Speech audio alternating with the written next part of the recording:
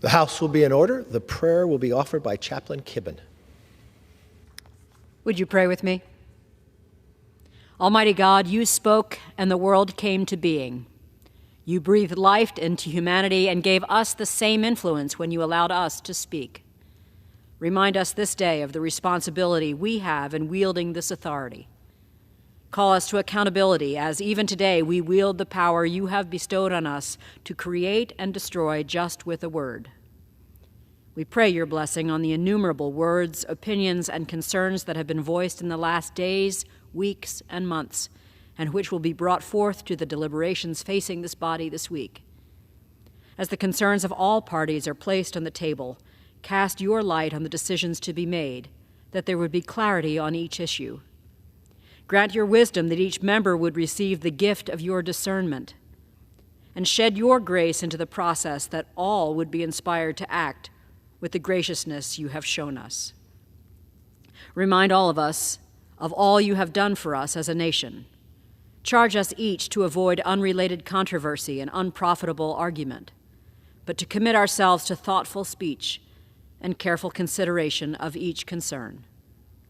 In this prayer, we dedicate ourselves to the building up of this body and the goodness of this country. In you alone do we trust.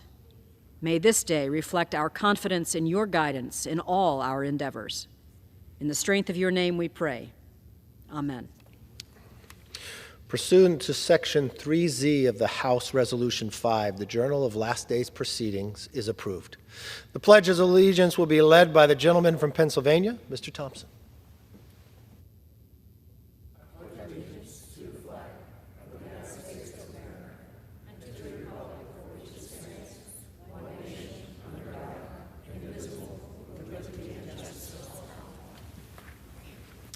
The chair will entertain requests for 1-minute speeches. For what purpose does the gentleman from Pennsylvania seek recognition? Mr. Speaker, request unanimous consent to address the House for 1 minute and to revise my remarks. Without objection, the gentleman is recognized for 1 minute. Well, thank you, Mr. Speaker. In light of the Memorial Day, I rise today to recognize Three Falls Creek natives, which is Jefferson and Clearfield County, for founding the first of its kind tea company with a focus on giving back to veterans and first responder organizations. Mike, Chris, and Joey Britton founded Artillery Tea Company with veterans and first responders in mind. The youngest brother, Joey, is a 9-year Army veteran, giving brothers firsthand access to these organizations. The company launched on July 4th last year and is now spreading the word and getting their mission, quote, to be able to support vets the best we can, end quote. One of the groups they donate to is Gold Star Families. This group supports families of fallen soldiers. They also work with Project Lakeview, a group out of Delaware and focused on supporting families of fallen first responders. Mr. Speaker, the brothers work with a partner in Pennsylvania to manufacture the product, allowing them to keep everything as local as possible. Tea can be ordered from artillerytea.com and can be shipped anywhere. On Memorial Day and every day, we should remember the great sacrifice our brave men and women make to protect our freedoms and keep us safe. Artillery Tea Company focuses on continuing to support the families of those whose loved ones pay the ultimate sacrifice. Thank you, Mr. Speaker, and I yield back the balance of my time. The chair thanks the gentleman from Pennsylvania. For what purpose does the gentlewoman from North Carolina seek recognition? To address the House for 1 minute, Mr. Without Speaker. objection, the gentlewoman from North Carolina is recognized for 1 minute. Thank you, Mr. Speaker. Mandatory spending programs are the overflowing sinks that have bedeviled Congress for decades on end. 2/3 of all federal spending is allocated to mandatory spending programs, and there are few constructive opportunities to curb exceeded cost estimates. While Congress returns to Washington this week to cut spending in exchange for lifting the debt ceiling, far too little attention is being paid to autopilot spending that far outpaces these cuts. My bill, the Spending Safeguard Act, would restore congressional control over mandatory spending increases by establishing program-specific caps for new or reauthorized programs. If a program spends more than what was anticipated, it needs to be reformed or extinguished. It's that simple. Let's be honest, Mr. Speaker, Congress has a knack for ignoring opportunities to address direct spending head-on. my bill offers a viable pathway to restore both fiscal sanity and responsibility in Washington. It's time for Congress to act. I yield back. The chair thanks the gentlewoman from North Carolina. Pursuant to Clause 12A of Rule 1, the chair declares that the House is in recess subject to the call of the chair.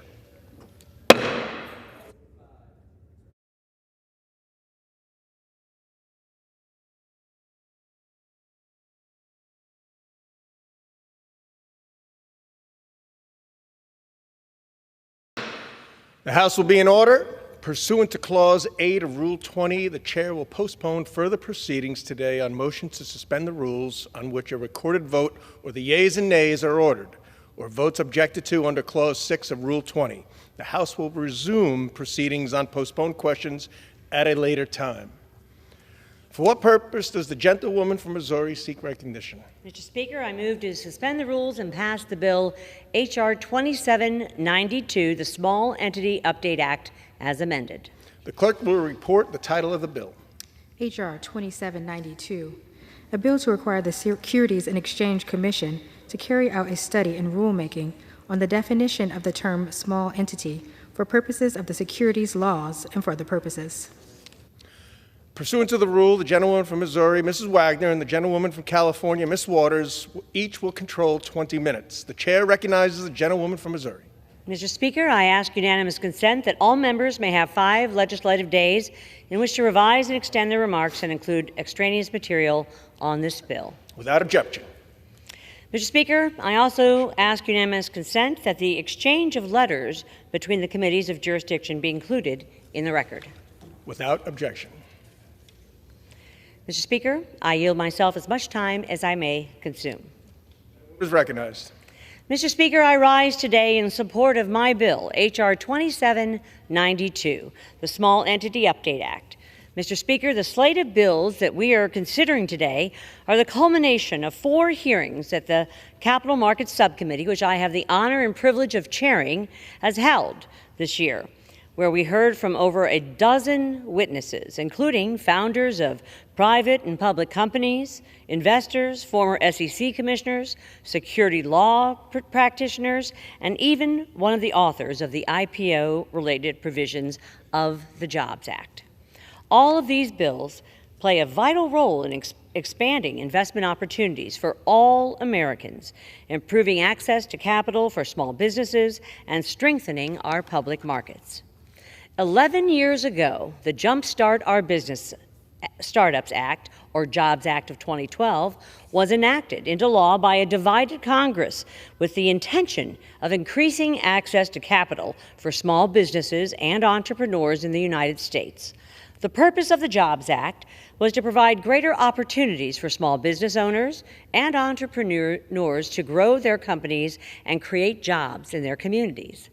Despite the successes of the Jobs Act, there are still significant regulatory barriers that impede the growth of small businesses and hinder the competitiveness of job growth in the United States. Small businesses, Mr. Speaker, make up 99% of all enterprises and employ almost half of the United States workforce and are disproportionately affected by these barriers. These companies represent the engine of our economy and are far too often subject to one-size-fits-all regulation. The lack of access to capital makes it challenging for small business owners to grow and expand their companies, which can limit job creation and economic growth. That is why I introduced the Small Entity Update Act.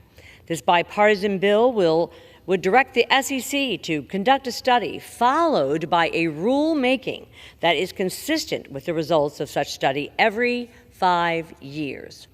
This study would focus on defining the terms of small entity under the Regulatory Flexibility Act. The regulations often impose disproportionate burdens on startups and small businesses and other small entities. Small entities simply can't afford the number of lawyers and regulatory experts that large multinational firms can to comply with every regulation while still being able to afford the cost of doing business. The government cannot and should not treat a small startup in my hometown of Baldwin, Missouri, with 7 employees as it would a Fortune 500 company. But the reality is that the size of companies and the underlying makeup of market forces behind them change over time, which is why my bill requires the SEC to reevaluate their small business definition every 5 years. Because what makes sense for companies today in terms of regulatory compliance may not in 5 years. My bill addresses longstanding concerns that numerous SEC rules do not appropriately balance the SEC's mandates to protect investors and facilitate capital formation. Studying and revising these definitions will result in a better understanding of regulatory costs on small entities and ensure that the SEC modernizes its criteria for defining them. In order for our economy to thrive, Mr. Speaker, Congress and regulators must ensure that any policies enacted keep in mind any impacts that would have on our millions of small businesses. H.R. 2792 will lead to a more targeted regulatory framework for these entities and help make the American dream a reality for all entrepreneurs. I want to thank Mr. Himes, Mr. Torres, Mr. Scott, and Mr. Caston for their bipartisan support of this impactful legislation and urge all my colleagues to vote for this bill. Mr. Speaker, I reserve the balance of my time. The gentlewoman from Missouri reserves. The gentlewoman from California is now recognized. I yield myself such time as I may consume. I rise in support of H.R. 2792, the Small Entity Update Act, sponsored by the gentlewoman from Missouri.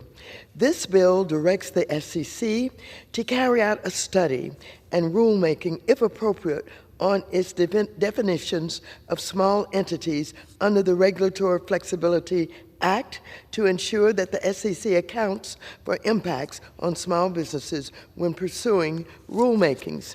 The Regulatory Flexibility Act provides small entities with an expanded opportunity to participate in the development of certain regulations.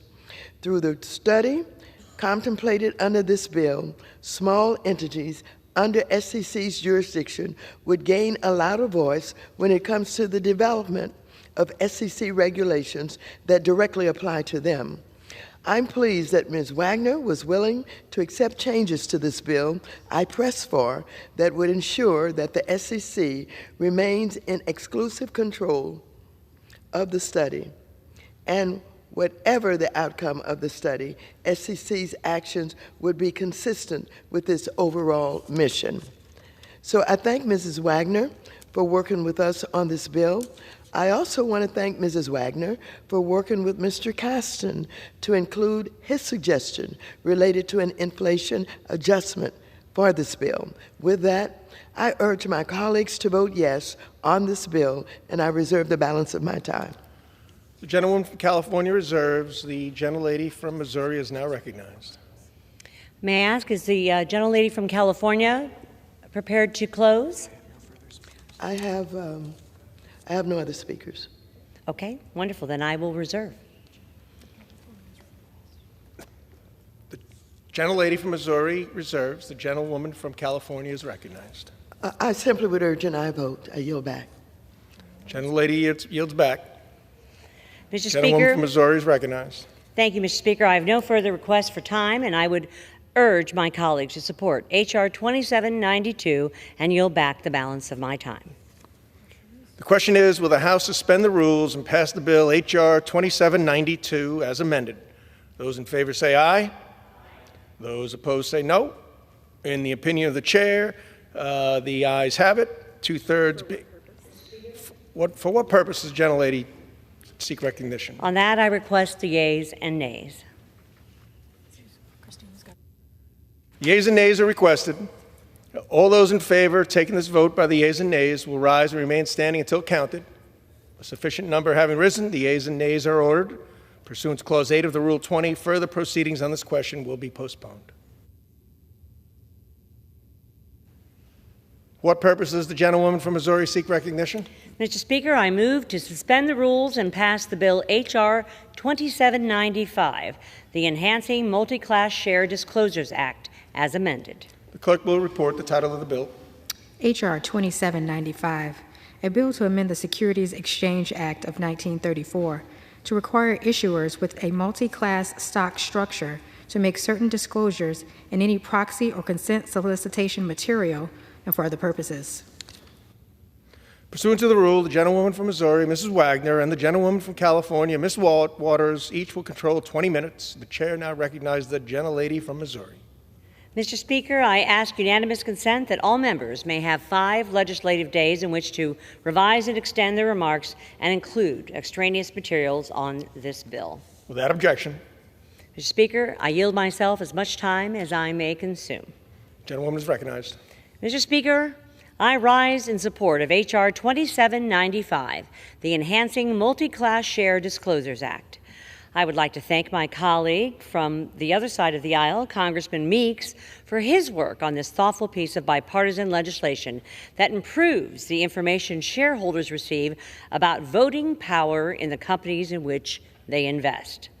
Since the late 1800s, U.S. companies have utilized multi-class share structures.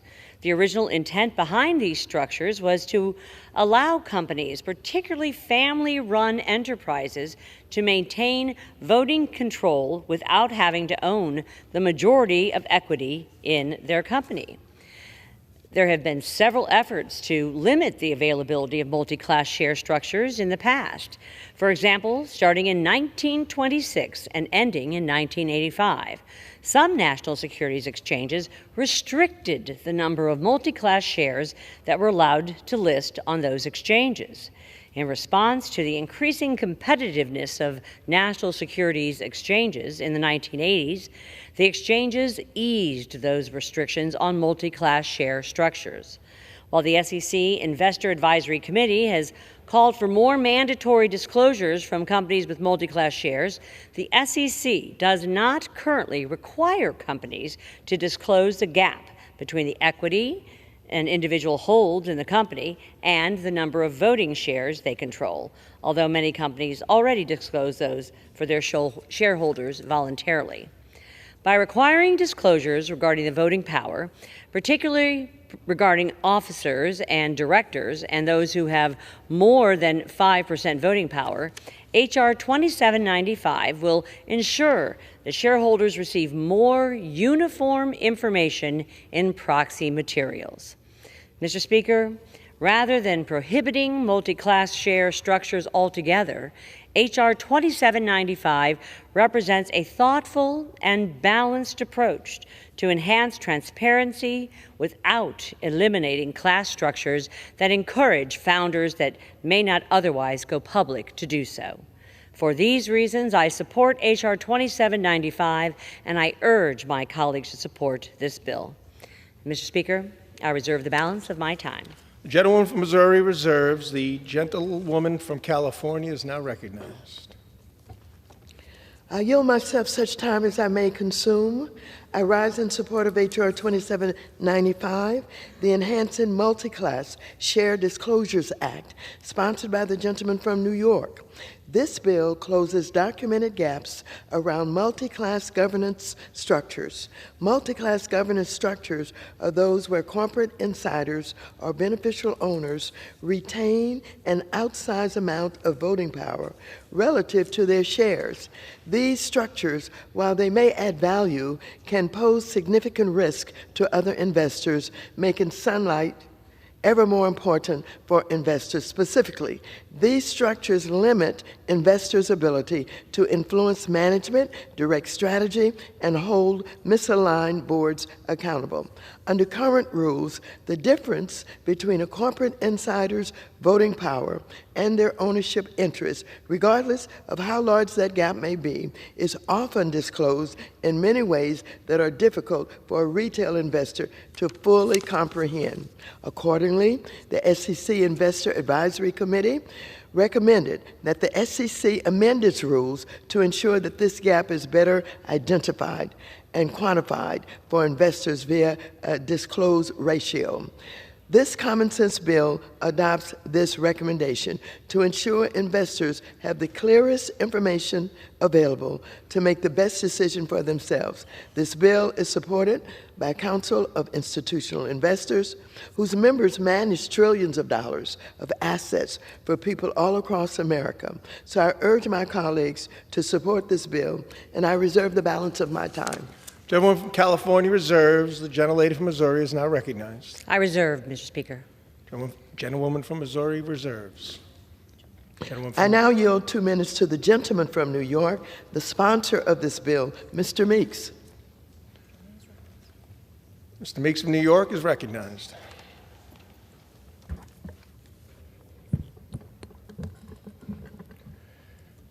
Thank you, Mr. Speaker. I rise today to urge support of H.R. 2795, the Enhancing Multi-Class Share Disclosures Act.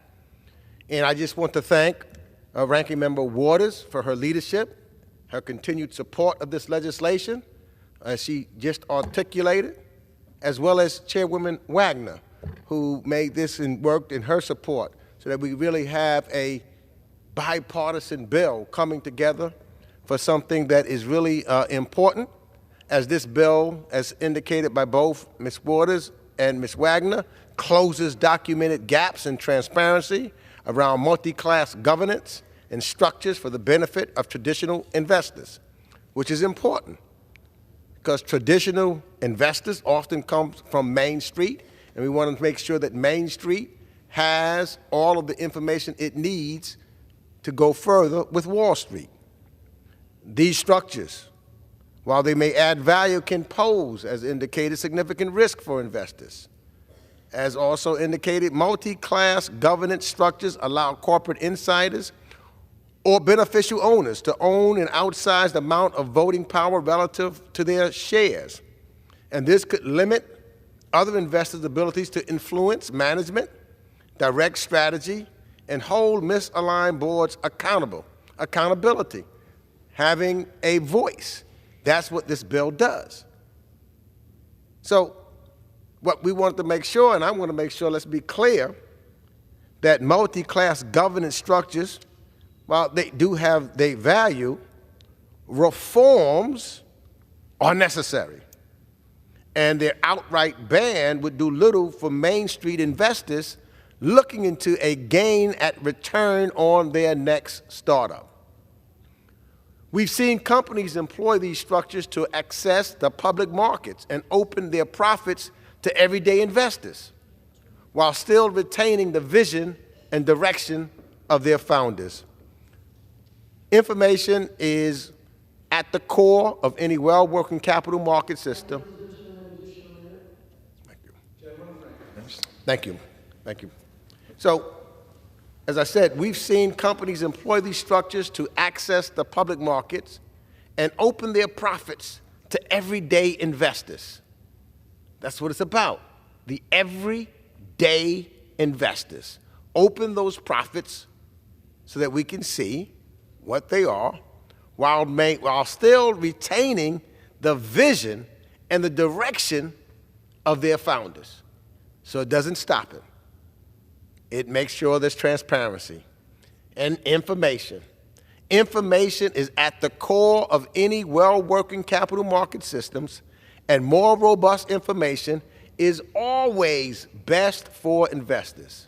This bill will ensure that Main Street can make an informed decision as they look to invest in tomorrow's next successful business. I urge all of my colleagues to support this bill. I again thank Ranking Member Waters and Chairwoman Wagner, and I yield back the balance of my time. Yields from California is now reserves. Gentlewoman from Missouri is now recognized. Mr. Speaker, are there further requests for time on the other side, or does the gentlewoman from California yield back?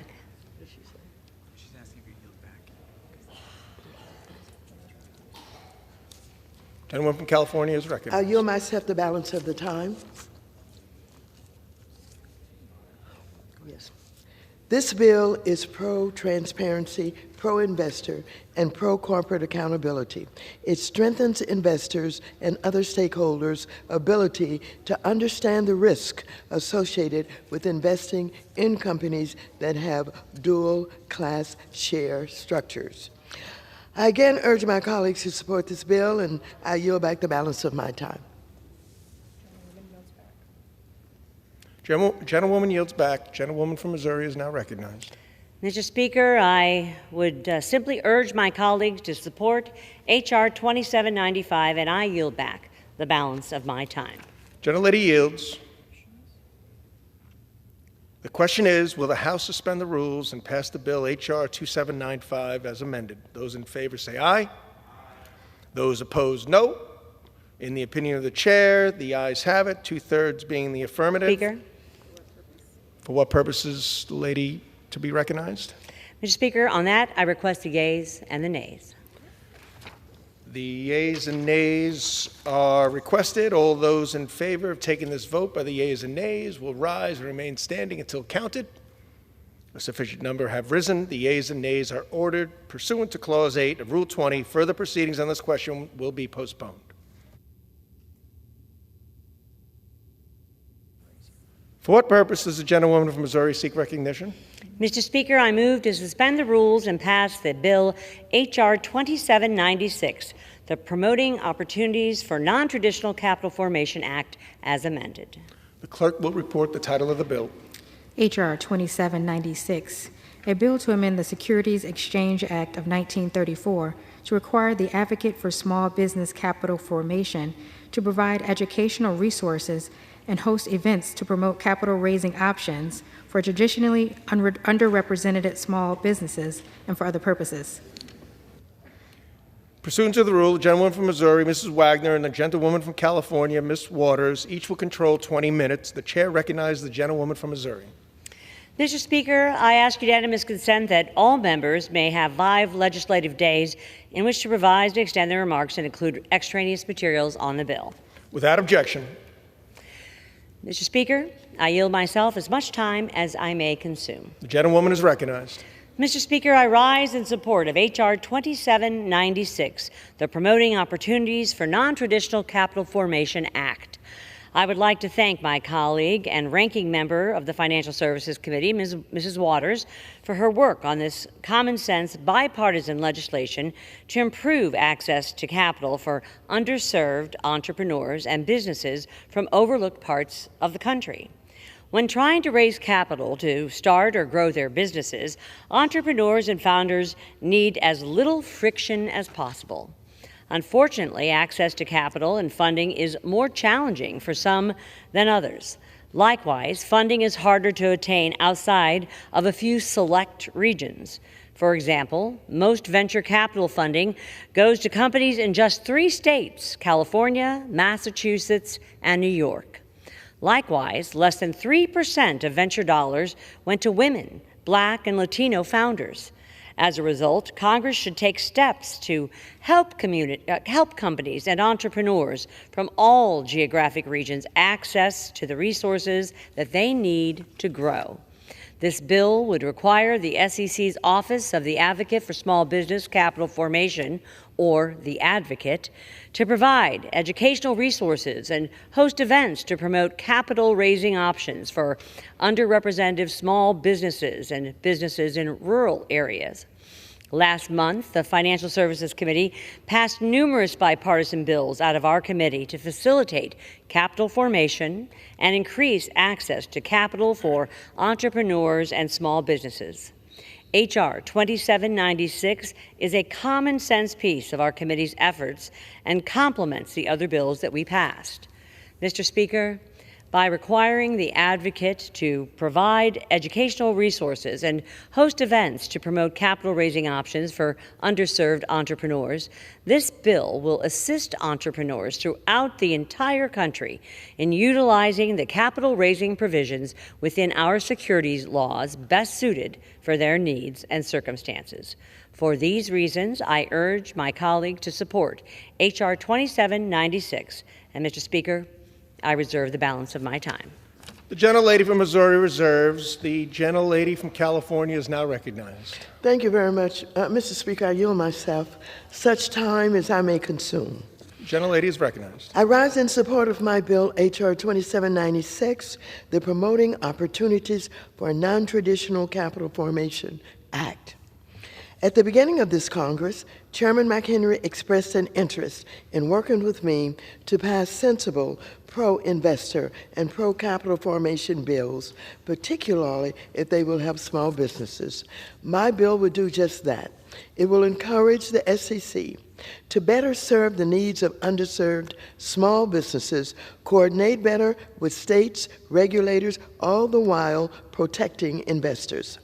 The Office of the Advocate for Small Business Capital Formation is an independent SEC office that was established to advance the interests of small businesses. Under my bill, the office would be directed to proactively work to identify and address unique challenges faced by minority-owned, women-owned, and rural small businesses, as well as businesses located in natural disaster areas. My bill requires the SEC's Small Business Advocate to provide educational resources and host events to promote capital raising options for these underrepresented small businesses and businesses in rural areas. We all know that oftentimes you need that face-to-face connection to tell your story, but all too often minority-owned businesses aren't invited to those gatherings. My bill would also require the office to meet annually with representatives of state securities commissions to ensure that there is a whole of government approach to addressing the unique needs of underrepresented businesses. The North American Securities Administrators Association strongly supports this legislation. Particularly, it would strengthen collaboration and coordination between regulators. Indeed, my bill makes sure that federal regulators and state regulators do just that, while at the same time advancing the cause of small business capital formation across the spectrum. So I hope my colleagues will join me in passing this bill, and I reserve the balance of my time. The gentlelady from California reserves. The gentlelady from Missouri is now recognized. Mr. Speaker, are there further requests for time on the other side, or does the gentlewoman from California, is she prepared to close and yield back? I have no further speakers. So then I would yield myself the balance of the time. Gentlewoman is recognized. I'm pleased to have worked with Chairman McHenry on this bill, and I look forward to continuing to work with him on other bills that are pro-small business and pro-capital formation, while at the same time strengthening the ability of our market and investor protection agencies to do their jobs. I again urge my colleagues to support this bill, and I will yield back the balance of my time. Gentlelady yields. Gentlewoman from Missouri is recognized.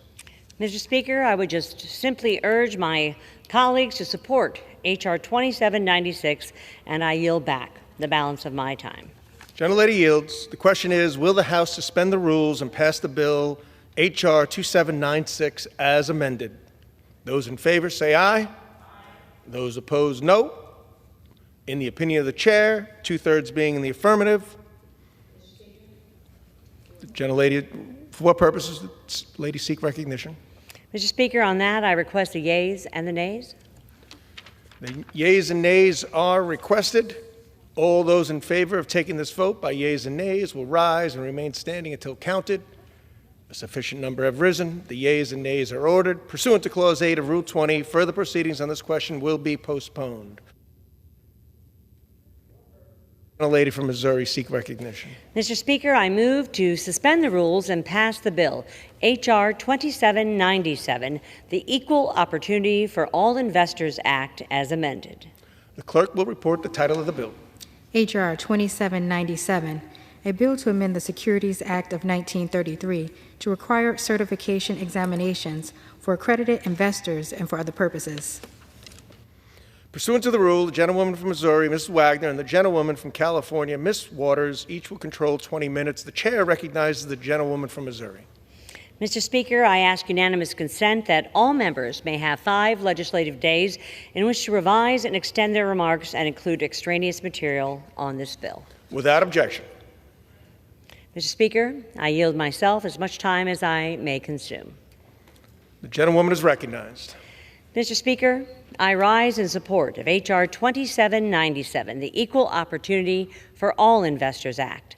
I would like to thank my colleagues, Congressman Flood and Congressman Nickel, for their work on this important piece of bipartisan legislation that will safely increase investment opportunities for everyday investors. The accredited investor definition is intended to limit private market investments to only those investors who are considered sophisticated. To qualify as an accredited investor, an individual must have an annual income of at least $200,000 or $300,000 together with a spouse for each of the previous 2 years, or a net worth of over $1 million. However, using wealth as a proxy for determining sophistication excludes a large pool of investors who may have other types of expertise or experience. According to estimates from the Securities and Exchange Commission, the SEC, in 2016, about 13% of U.S. households qualified as accredited investors. Additionally, only about 1.3% and 2.8% of accredited investors are Black and Latino, respectively. H.R. 2797 represents a thoughtful approach to expanding the accredited investors definition to include individuals who are certified through an examination established by the SEC and administered by FINRA. Under this bill, if you can demonstrate competency with these types of investments through an exam, then you qualify as an accredited investor. Mr. Speaker, by expanding the pathways to qualify as an accredited investor beyond wealth tests, this bill modernizes the outdated definition that has inappropriately sidelined sophisticated but not wealthy individuals from high-growth asset classes historically reserved for the wealthiest individuals. By doing so, this legislation will help more American families realize the American dream by building wealth through our capital markets. For these reasons, I urge my colleagues to support H.R. 2797, and I reserve the balance of my time. The gentlelady from Missouri reserves. The gentlewoman from California is now recognized.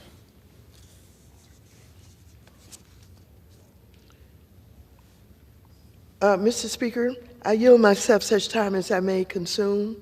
I rise in support of H.R. 2797, the Equal Opportunity for All Investors Act, sponsored by the gentleman from Nebraska. The accredited investor framework serves to protect the general public from investing in high-risk, illiquid private securities because they lack the safeguards that are a feature of public securities.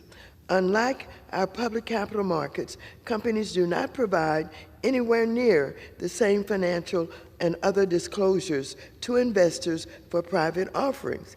Private securities also do not offer the same legal protections for investors. The SEC and state securities regulators do not have the same ability to police the private markets as they can the public markets. The general rationale behind the comparative lack of regulations governing private securities is that institutional investors, like private equity funds, hedge funds, banks, and others, can demand the disclosures from the company in exchange for their investment and have significant legal resources to hold the company accountable. These Wall Street players and other big money investors don't necessarily need the same level of protections when investing as compared to retail investors like working families do.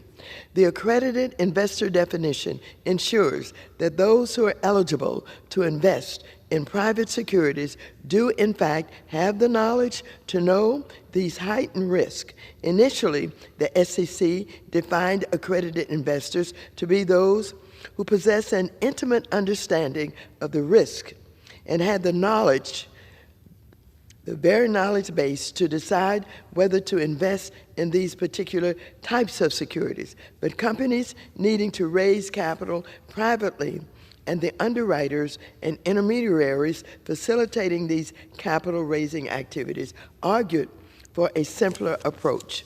So the SEC adopted the current definition, which is based on financial resources.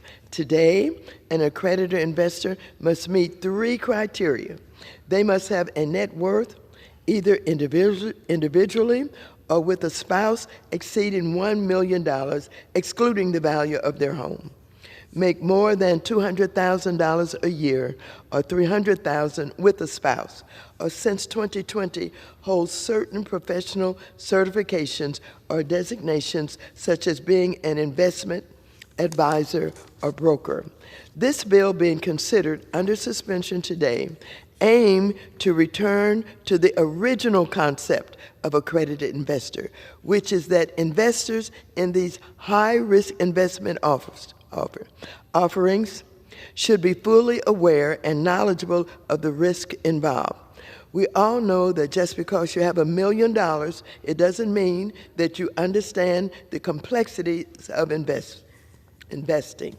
This is why it is important for the SEC to also update the current thresholds so that Wall Street intermediaries are not able to sell unregulated securities to individuals who have become accredited solely based on the inflated value of their retirement assets. For example, unfortunately, there are millions of accredited investors who are now being solicited to invest in products they have little knowledge about, and the SEC should act to amend the definition of the accredited investors, protect those investors. On the other hand, we've heard from some investors who really want to try their luck with some of these risky and illiquid investments, but do not qualify as an accredited investor because they don't meet the wealth or the income test.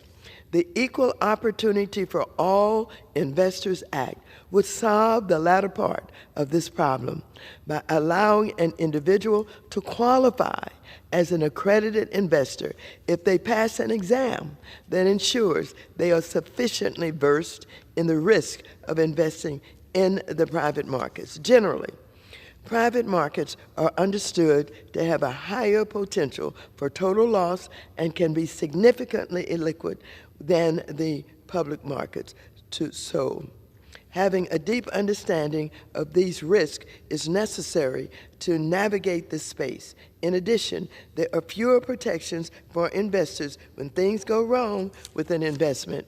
With this change, any investor who wants to invest in private securities can now do so if they can pass this test, which would establish that they are keenly aware of the particular risk related to high-risk and illiquid securities, as well as the conflicts of interest presented when financial professionals sell these products to investors. So I want to thank Mr. Flood and Chair McHenry for working with me to ensure that the test in this bill is established by the SEC and that it contains specific, robust elements that witnesses at previous committee hearings talked about when discussing how they teach and mentor their budding investors. I'm also pleased that the test in this bill would be available free of charge. So I think that this bill will solve the problem of people who are ready to invest, who are not millionaires, they're not billionaires, but they're smart. And they know how to determine what the risks are. And if they're prepared to take them, then let them do so. So I urge my colleagues to vote yes on this bill, and I reserve the balance of my time. The gentlelady reserves. The gentlelady from Missouri is not recognized. Mr. Speaker, I am now happy to yield to the gentleman from Nebraska, Mr. Flood, the author of this piece of legislation, for as much time as he may consume. Gentleman is recognized. I thank the gentlewoman from Missouri. The Equal Opportunity for All Investors Act of 2023 will give Americans new opportunities to grow their wealth and savings. I'd like to thank Chairman McHenry, Chairwoman Wagner, Ranking Member Waters, and my Democratic co-lead, Wiley Nickel, for their support of my bill. This legislation expands the accredited investor definition to include individuals that are certified, as you've heard today, through an exam written by the SEC and administered by FINRA. It is my firm belief that the accredited investor definition should not be tied exclusively to wealth. Instead, we should unlock opportunities for knowledgeable investors that may not come from means.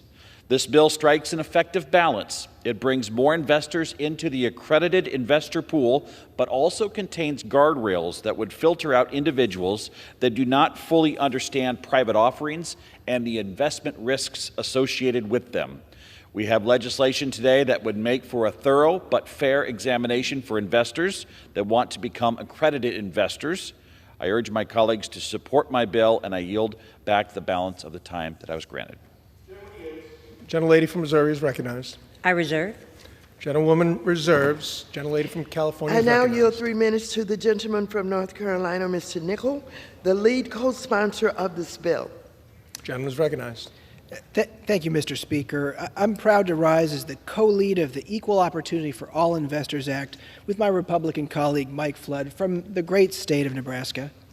Our bipartisan bill cuts through government red tape to improve choices for investors, regardless of their net worth.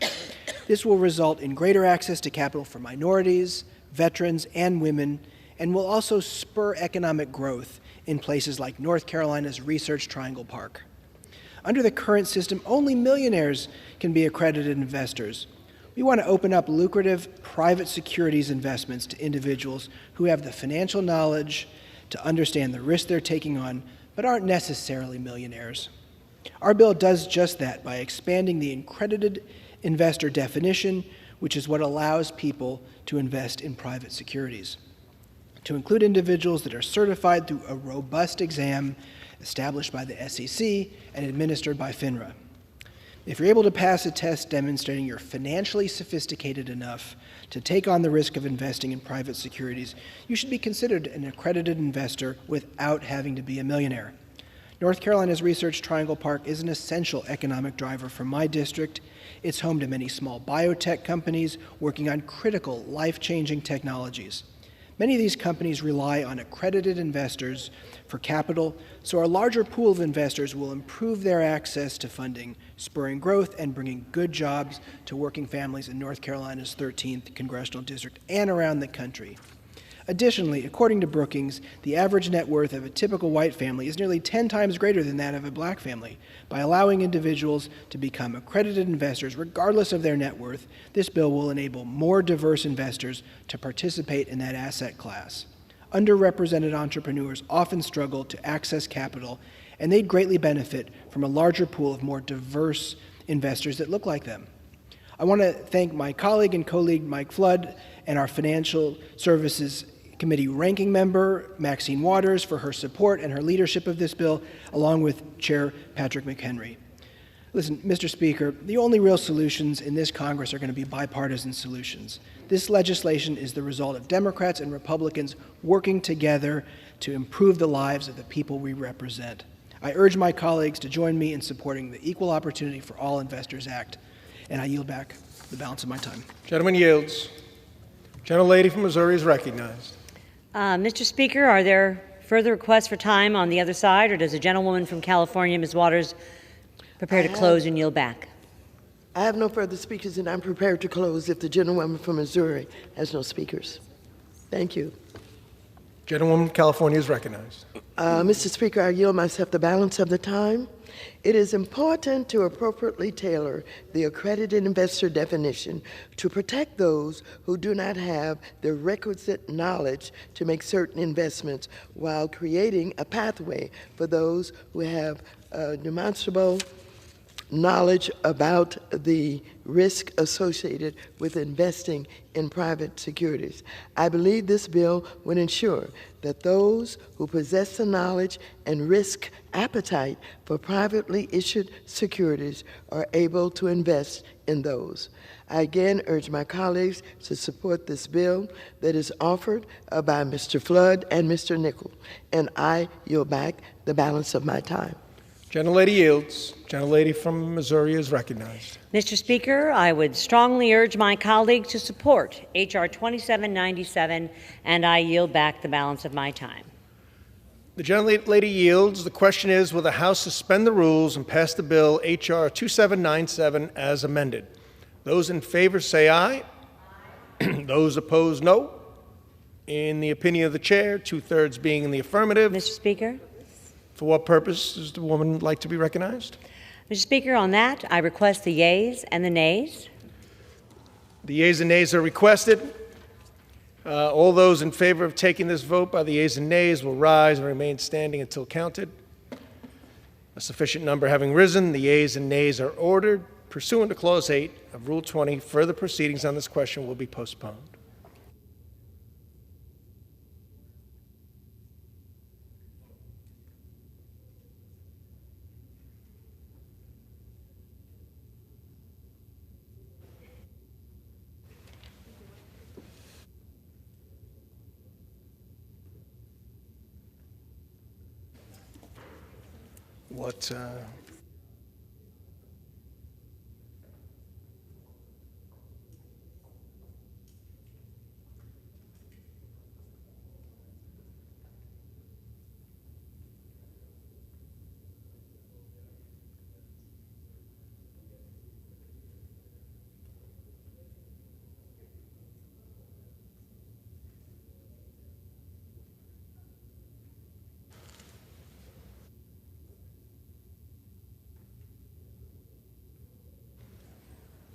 For what purpose does the gentleman from California seek recognition?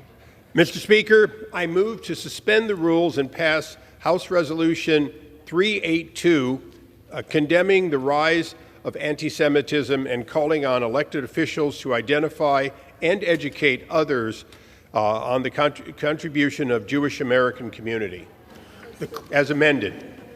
The clerk will report the title of the resolution. House Resolution 382, resolution condemning the rise of anti-Semitism and calling on elected officials to identify and educate others on the contributions of the Jewish American community. Pursuant to the rule, the gentleman from California, Mr. Eisen, the gentleman from New York, Mr. Nadler, each will control 20 minutes. The chair recognizes the gentleman from California. Thank you, Mr. Speaker. Mr. Speaker, I ask unanimous consent that all members have 5 legislative days to revise and extend their remarks and include extraneous materials on House Resolution 382, the bill now under consideration. Without objection. Mr. Speaker, I yield myself such time as I may consume. The gentleman is recognized. Thank you, Mr. Speaker. Mr. Speaker, the Jewish American Heritage Month, first envisioned by George W. Bush in 2006 and by each successive president since, recognizes the great contribution that the Jewish community has given to this country since its founding. Recognizing this month is particularly important because of the rise of anti-Semitism over the last few years. Recently, Mr. Speaker, the Judiciary Committee heard testimony regarding anti-Semitism and the violence that it has now erupted. In our hearing, Barry Borgen told the committee about attacks on his son in New York City. Joseph Borgen was targeted simply for wearing his yarmulke and was beaten by several individuals for nothing other than being recognized as an observant Jew. He was kicked, punched, hit, and in fact pepper sprayed by his attackers in a horrific attack, again, simply because of his faith. At this time, around the world, we see the rise of anti-Semitism. America, for more than half a century, for almost a century, has become the beacon of freedom for the world, and in that time, we have had to show the world that anti-Semitism has no place in America and should have no place in the rest of the world. And with that, I reserve the balance of my time. The gentleman from California reserves. The gentleman from New York is recognized. Thank you, Mr. Speaker. Mr. Speaker, I rise in strong support of this resolution recognizing Jewish American Heritage Month and the important contributions that Jewish Americans have made to our history, our society, and our culture. I thank Congresswoman Wasserman Schultz for introducing this resolution and for her tireless work on this topic. We in the House of Representatives have been marking Jewish American Heritage Month since 2005. But of course, Jewish contributions to the mosaic of the United States began centuries ago. In fact, the Jewish American community dates back to the mid-17th century, when 23 Jews, fleeing the Portuguese Inquisition, found refuge in what we now call New York City in 1654. Jewish families have put down roots across this country, and thousands more have crossed oceans to seek security, freedom, and religious liberty. That small Jewish community, which began with 23 individuals fleeing the Inquisition, has grown into more than 6 million people. Jewish Americans have become part of the essential fabric of the United States.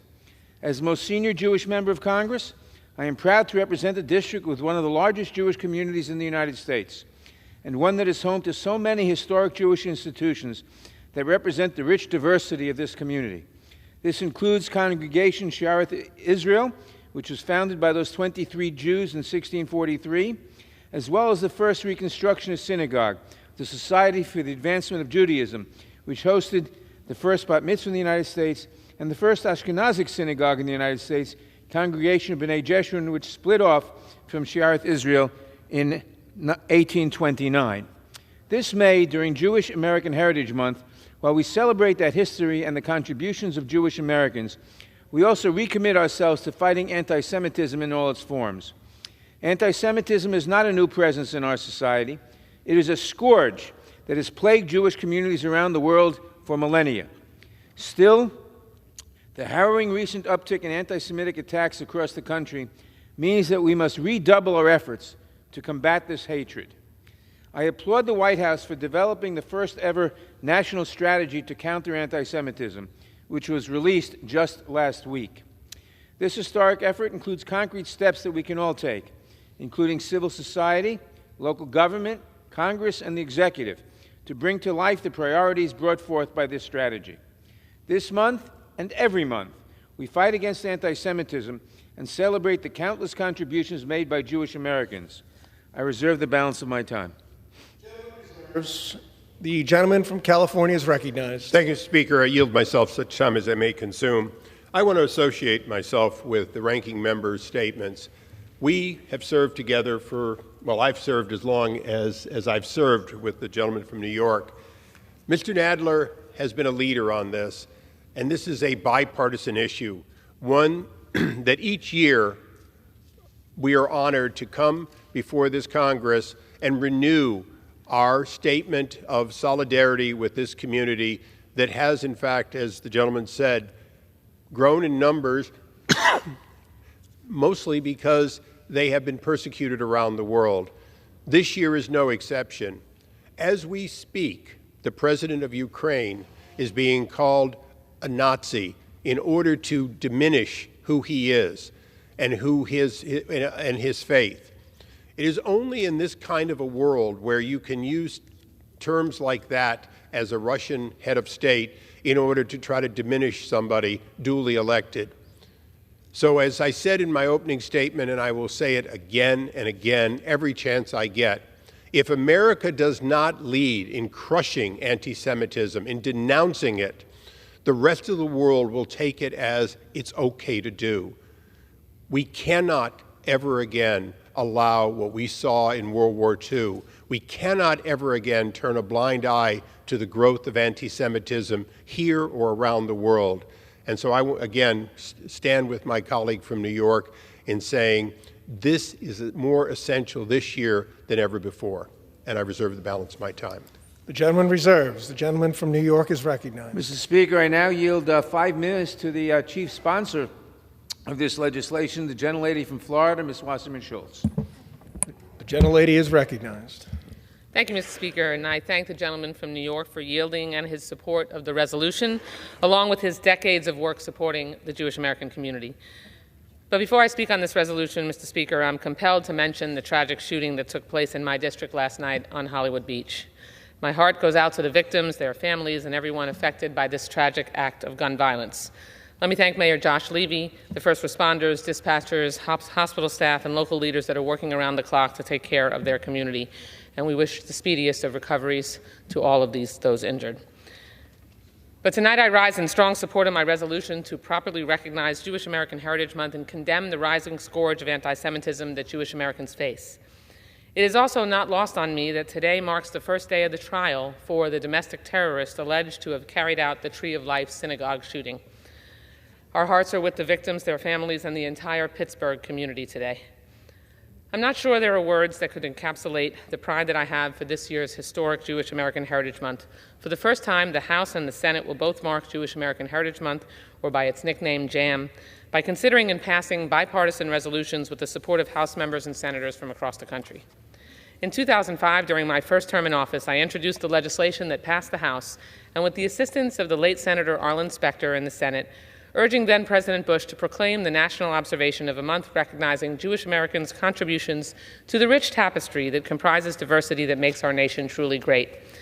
Since 2006, each May, every president, including Presidents Bush, Obama, Trump, and Biden, have issued JAM proclamations. While this month is a time of celebration, we must also never forget that JAM is a critical tool in countering anti-Semitism. The FBI reports that even though Jewish Americans account for only a little over 2% of the population in the United States, they are victims of 63% of reported religiously motivated hate crimes. In addition, the Anti-Defamation League's 2022 audit of anti-Semitic incidents tracked 3,697 anti-Semitic incidents in the United States, representing a 36% increase from 2021 and the largest number on record since the ADL began tracking anti-Semitic incidents in 1979. However, one of the most effective ways to combat anti-Semitism is through education and awareness, which is a paramount reason why JAM is so important. So much so that the Biden administration's recently released first ever U.S. national strategy to counter anti-Semitism specifically directs federal agencies to organize and participate in Jewish American Heritage Month events and calls on state and local leaders to use JAM to raise awareness of anti-Semitism while celebrating the contributions and impact of Jewish Americans on our society. We need Jews and non-Jews alike to learn about all the remarkable Jewish Americans who served in government or the military, or those who won Nobel Prizes, led universities and corporations, or made life-saving medical discoveries. Unfortunately, it is not widely known that so many significant contributions to American success were led by Jewish Americans. In fact, due to our small numbers, there are still pockets of this country where some Americans have never met a Jewish person. I've witnessed that here in this building with some of our colleagues representing districts with either no or few Jewish Americans. And that's why I've encouraged my colleagues and community leaders at large to embrace JAM as a chance to share stories and host events or conversations in your own districts and communities. I hope that each year JAM continues to grow to become a widely celebrated Heritage Month, joining the ranks of the other rightfully important Heritage Months that highlight our strengths and diversity. America would not be what it is today or what it someday can be without such a rich mosaic of people. No other nation has that. While this resolution will not stop hate or anti-Semitism in its tracks, it uses the full voice of Congress to say that there is more that unites us than divides us. It says that whether your culture or religion makes up 20% or 2% of the population, you belong and should be safe here.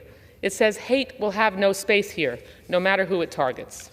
I know that the concept of JAM and the anti-hate messages it represents are worthy of this House's support. And in closing, I would be remiss if I did not thank my co-leads on this resolution, Congressman Kustoff of Tennessee, the distinguished Democratic leader, Mr. Jeffries of New York, and Congressman Fitzpatrick of Pennsylvania.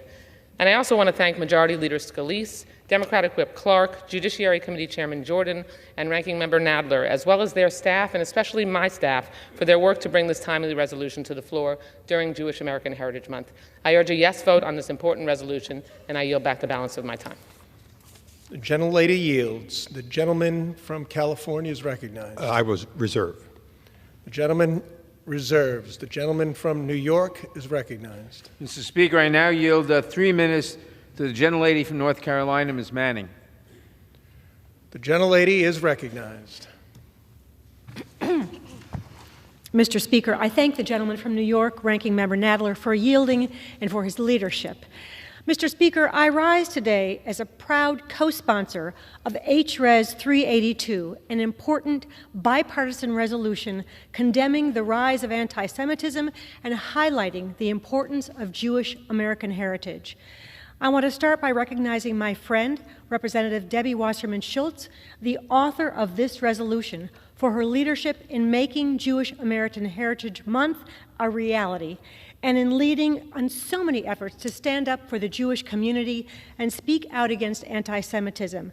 I am proud to join her and Representatives Brian Fitzpatrick and David Kustoff, Leader Hakeem Jeffries, and many others as an original co-sponsor of this legislation.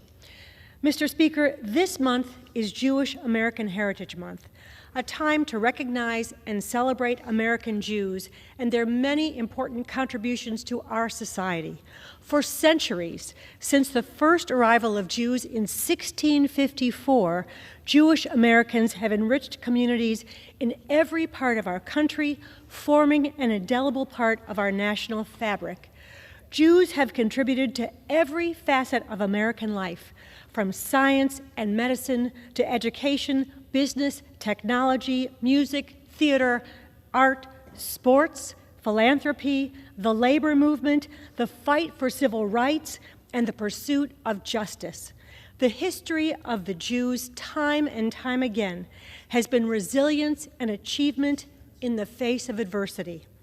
It is deeply meaningful for us to have a month dedicated to telling the rich and remarkable story of the American Jewish experience. And yet, as we celebrate the contribution of Jews to America, we cannot ignore the alarming rise in anti-Semitism here in the United States and around the world. According to the FBI, anti-Semitic hate crimes rose by nearly 20% in 2021. The data also shows that Jews are the single leading targets of religiously motivated hate crimes in this country. It's clear we need a better, stronger, national-level commitment to counter this steep rise in anti-Semitism. That's why last year, more than 125 members of the House and Senate bipartisan task forces for combating anti-Semitism, which I'm proud to co-chair, signed a letter to President Biden calling for a unified national strategy to monitor and combat anti-Semitism. And last week, the White House did just that, releasing the first ever United States national strategy to counter anti-Semitism, a truly comprehensive whole-of-society effort to combat hatred of Jews. This, Mr. The gentlelady, additional 30 seconds. Can I get 2 minutes, Mr. Nadler? Gentlelady is recognized. 30 seconds. Okay. This important plan recognizes that we all have a role in this fight. It highlights the importance of raising awareness and understanding of anti-Semitism, and it requires education, both inside and outside the classroom and the workplace. And it calls on members of Congress, individually and in bipartisan groups, to speak continually about the evils of anti-Semitism and to share this message with our constituents. I'm committed to working with my colleagues to further combat anti-Semitism and other forms of hate which threaten our values and the foundation of our democracy. In closing, I would like to thank all of those who helped us be able to recognize Jewish American Heritage Month, and I urge my colleagues to join me in supporting this important legislation. I yield back. Gentlelady yields. The gentleman from California is recognized. Thank you, Mr. Speaker. Much will be said on this floor today about anti-Semitism, and it should be. But let us not fail to expand the deliberation on why we have a Jewish Heritage Month. We don't just have it to combat anti-Semitism. We have it as an awareness of the great contribution that the Jewish community has given to this country from before its birth through today, in education and in culture. And of that culture, how much the American people do not know about the richness of the family traditions and the like that the Jewish community brings to us. It is often said, maybe just in passing, that we are a Judeo-Christian society. But many people miss that that small minority represents a great part of who we are as a nation. So as we observe this month, we need to observe this month recognizing the amazing contribution that, as Debbie Wasserman Schultz said, Representative Schultz said, we in fact are talking about 2% of the population that does far more than you would begin to believe 2% can do. So I want to make sure that we all understand the importance of this month is the importance of the contribution of this community to our society for over 200 years. With that, I reserve. Gentleman reserves. Gentleman from New York is recognized. Mr. Speaker, I now yield 1.5 minutes to the distinguished gentleman from Ohio, Mr. Landsman. Gentleman is recognized. Thank you, Mr. Speaker. I rise today in support of H.R. 382, condemning the rise of anti-Semitism and calling on elected officials to identify and educate others on the contributions of the Jewish American community. I also want to thank my colleague, Debbie Wasserman Schultz, for her leadership on this and many other issues. As a member of the Jewish community, this is deeply personal to me and my family. Like all parents, I want my children to be safe no matter where they go. I also want them and their culture, their Jewishness, to be understood and appreciated by others. Unfortunately, we're not there yet. Last year, an individual in our community who went by the name Paleface online was arrested just moments after he announced that he would soon drive with his many assault weapons to local synagogues to kill as many Jews as he could. He was fortunately stopped. I am also the representative of the 1st Congressional District in Ohio, which is home to the city of Cincinnati, and the Nancy and David Wolf Holocaust and Humanities Center, which is dedicated to the work of this resolution, providing learning experiences that touch hearts and change minds. It was founded by local Holocaust survivors, and it is committed to education that inspires action, not only in Cincinnati, but around the entire nation. I want to lift up the Holocaust and Humanities Center in Cincinnati and encourage my colleagues to seek them out, to identify and educate others on the contributions of the Jewish American community and to end anti-Semitism now and forevermore. With that, I yield back. Gentleman yields. I'll continue to reserve. Gentleman from California reserves. The gentleman from New York is recognized. Mr. Speaker, I now yield 1 minute to the distinguished gentlelady from Michigan, Ms. Stevens. The gentlelady is recognized. Thank you, Mr. Speaker.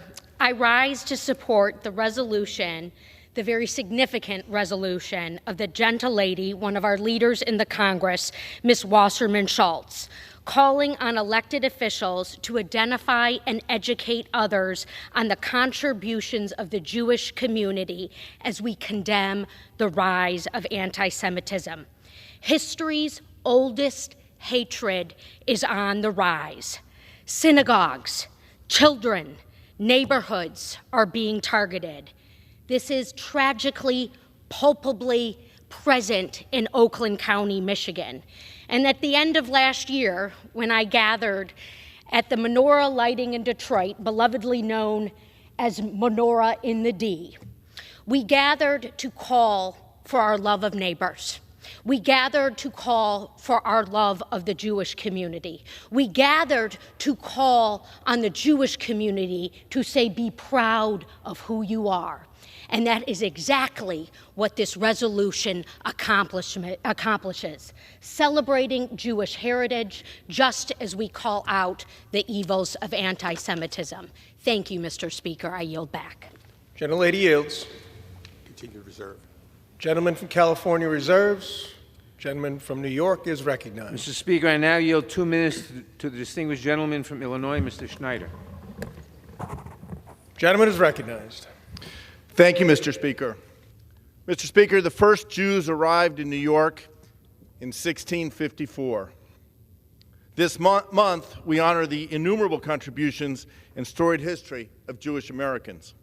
I rise today in support of House Res 382, honoring Jewish American Heritage Month. And I want to thank my colleagues, my dear friend Debbie Wasserman Schultz, Brian Fitzpatrick, Leader Hakeem Jeffries, David Kustoff, Jerry Nadler, and so many others who joined in making this resolution possible. Back before we had even gained our independence from England, Jewish Americans like Haim Solomon were financing our American Revolution and saving our young nation from economic collapse. American heroes like Hyman Rickover gave birth to America's nuclear navy. Jews are active in every aspect of American life with contributions in the military, STEAM, law, medicine, and entertainment. Jews are fully part of the American story, and the American story is fully interwoven into our identity as Jews. For more than 350 years, Jews have found refuge and welcome in America. But sadly, we've also seen periods of anti-Semitism. And today, at this moment, anti-Semitism is on the rise across our country. From verbal assaults to physical attacks, Jews are facing scary, difficult moments. Even in communities without Jews, anti-Semitism is raising its head. And that's why I am so grateful and proud that this month, President Biden's White House put out the whole of society strategy to fight anti-Semitism. Standing up to the rising tide of hate is one essential step to putting America back together again. And together, I know we can stamp out anti-Semitism. And together, this month, I am proud that we are celebrating Jewish American heritage. I yield back the balance of my time. Gentleman yields.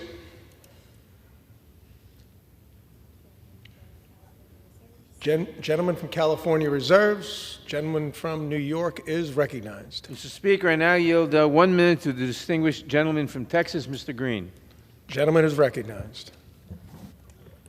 And still I rise, Mr. Speaker, proud to support H-Res 382 with its clarion call to condemn and combat all acts of anti-Semitism.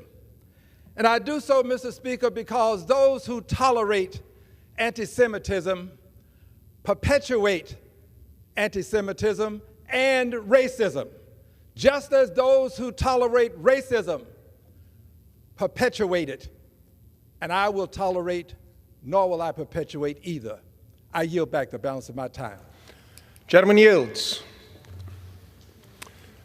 Gentleman from California is recognized. Thank you, Mr. Speaker. I'd inquire from the minority how many more speakers they have. I have no more than myself. I'm prepared to close. Then I'm prepared to close. Please, I would reserve. Gentleman reserves. Gentleman from New York is recognized. Thank you, Mr. Speaker. Mr. Speaker, during Jewish American Heritage Month, we celebrate the rich history and many contributions of Jewish Americans.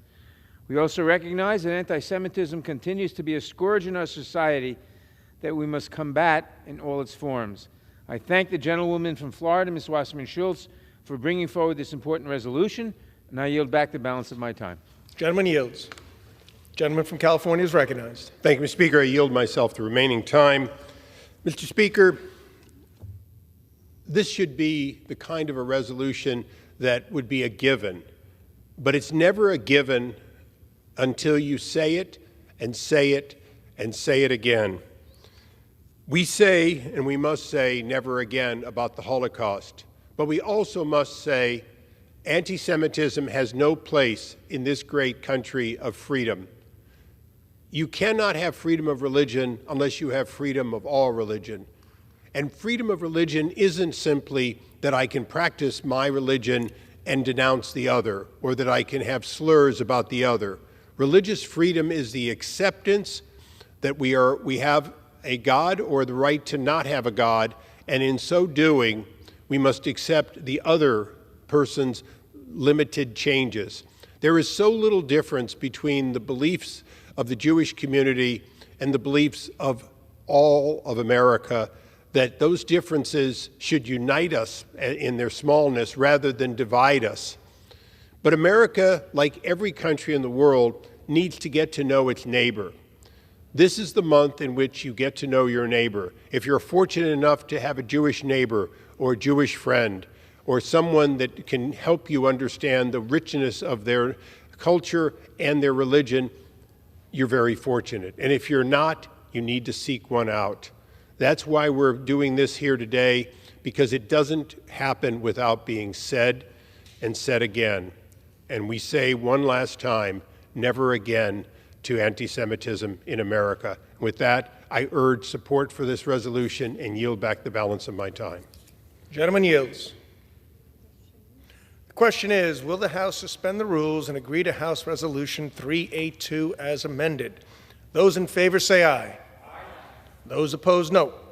In the opinion of the chair, 2/3 being the affirmative. Mr. Speaker, on that, I request the yeas and nays. The yeas and nays are requested. All those in favor of taking this vote by yeas and nays will rise and remain standing until counted. A sufficient number having risen, the yeas and nays are ordered. Pursuant to Clause 8 of Rule 20, further proceedings on this question will be postponed.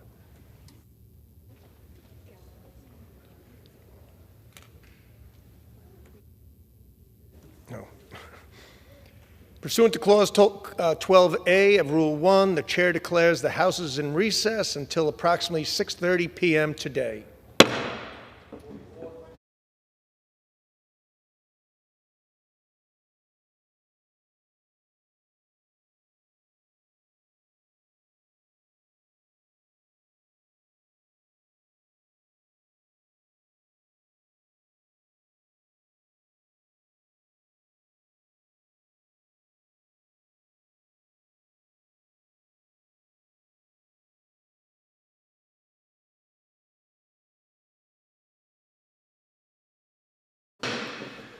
The House will come to order. Proceedings will resume on questions previously postponed. Votes will be taken in the following order. Motions to suspend the rules and pass H.R. 2792, H.R. 2795, and H.R. 2796. The first electronic vote will be conducted as a 15-minute vote. Pursuant to Clause 9 of Rule 20, remaining electronic votes will be conducted as 5-minute votes. Pursuant to Clause 8 of Rule 20, the unfinished business is the vote on the motion of the gentlewoman from Missouri, Ms. Wagner, to suspend the rules and pass H.R. 2792 as amended, on which the yeas and nays are ordered. The clerk will report the title. H.R. 2792, a bill to require the Securities and Exchange Commission to carry out a study and rulemaking on the definition of the term small entity for purposes of the securities laws and for other purposes. The question is, will the House suspend the rules and pass the bill as amended? Members will record their votes by electronic device. This is a 15-minute vote.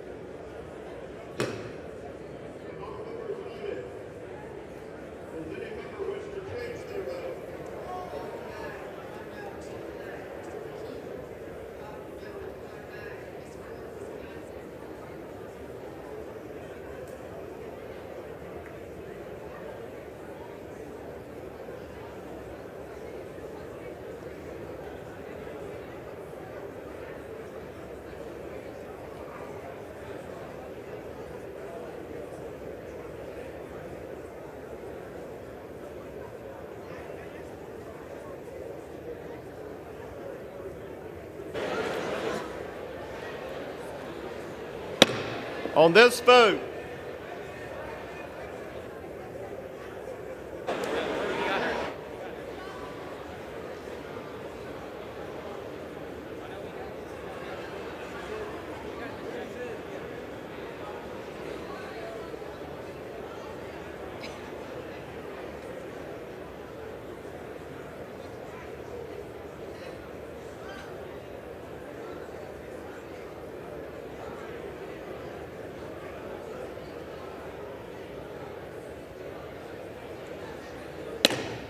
this vote, the yeas are 367, the nays are 8.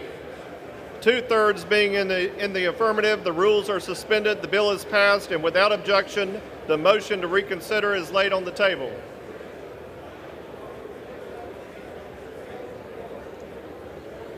Where are you?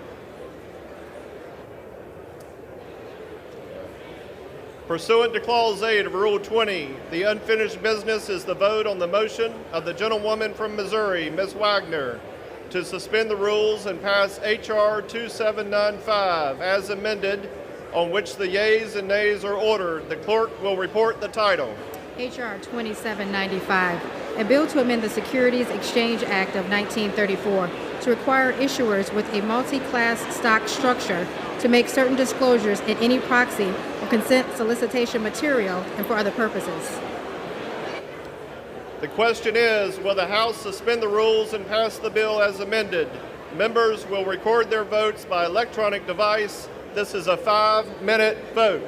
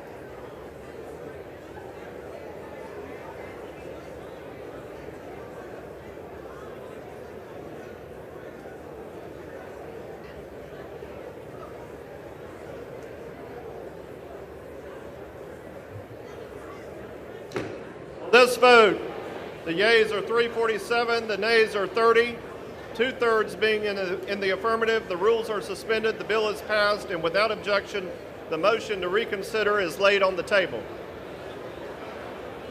Pursuant to Clause 8 of Rule 20, the unfinished business is the vote on the motion of the gentlewoman from Missouri, Ms. Wagner, to suspend the rules and pass H.R. 2796 as amended, on which the yeas and nays are ordered. The clerk will report the title. H.R. 2796, a bill to amend the Securities Exchange Act of 1934 to require the advocate for small business capital formation to provide educational resources and host events to promote capital raising options for traditionally underrepresented small businesses and for other purposes. The question is, will the House suspend the rules and pass the bill as amended? Members will record their votes by electronic device. This is a 5-minute vote.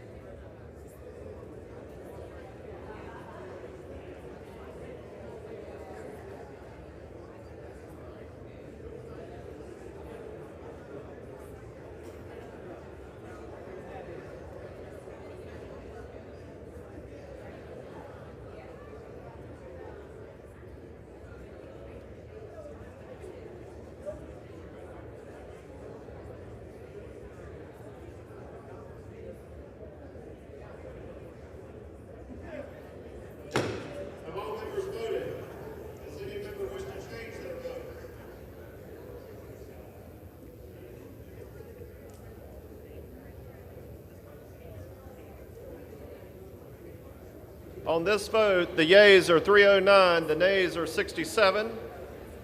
Two-thirds being in the affirmative, the rules are suspended, the bill is passed, and without objection, the motion to reconsider is laid on the table.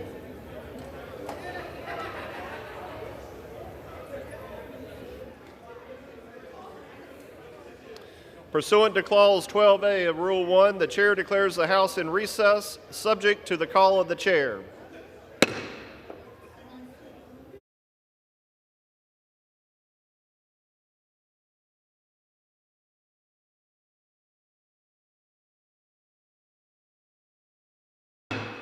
The House will be in order. Pursuant to Section 3Z of House Resolution 5, the House stand adjourned until 2 p.m. tomorrow.